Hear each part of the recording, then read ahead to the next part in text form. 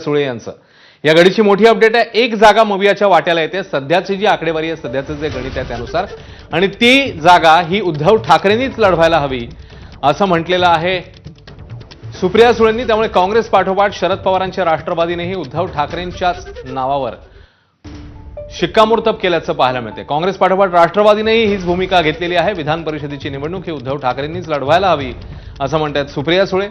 काँग्रेसने आधी ही भूमिका मांडली होती, नंतर शरद पवारांच्या राष्ट्रवादीने देखील हीच भूमिका मांडलेली पाहायला मिळते।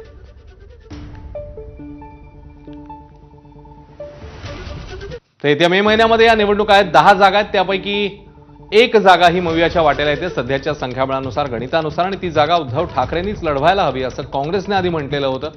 जर उद्धव ठाकरे ही निवडणूक लढवत असतील तर आपण नक्कीच सकारात्मक विचार करू असं काँग्रेसने म्हटलं होतं, आणि आता शरद पवारांच्या राष्ट्रवादीनेही हीच भूमिका मांडली आहे। उद्धवजी राज्यातले ज्येष्ठ आणि अनुभवी नेते आहेत असं सुप्रिया सुळेंचं म्हणणं आहे, त्यामुळे त्यांनीच ही निवडणूक लढवायला हवी असं म्हणतात सुप्रिया सुळे।